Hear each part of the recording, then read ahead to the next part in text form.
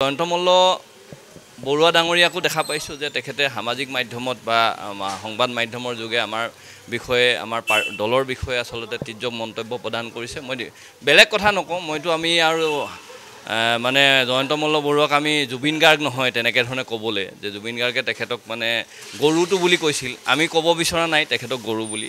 আৰু অসমৰ ৰাইজে জানে পীযুষ হাজৰিকাই আচলতে কি দায়িত্ব পালন কৰি আছে। পৰম্পৰা কাৰ আছে, ছবিয়ে কথা কয়, ৰাইজে দেখা পাইছে বিগত দিনত অমিত শ্বাহৰ ওচৰত কেনেকৈ ভৰিত পৰিছে, নৰেন্দ্ৰ মোদী ডাঙৰীয়াক দেখা পালে আচলতে কেনেকৈ ধৰণে ভৰিত পৰি দিয়ে, কেনেকৈ ধৰণে মানে ৰাজহাড় কুজা হৈ যায়।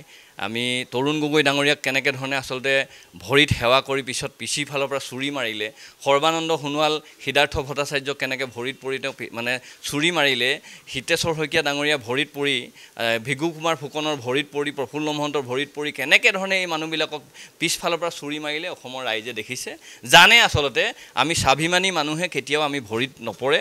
জাতীয়তাবাদী যি বুকুৰ মানে লৈ জাতীয়তাবাদ কৰে তেওঁলোকে আচলতে কেতিয়াও ভৰিত নপৰে।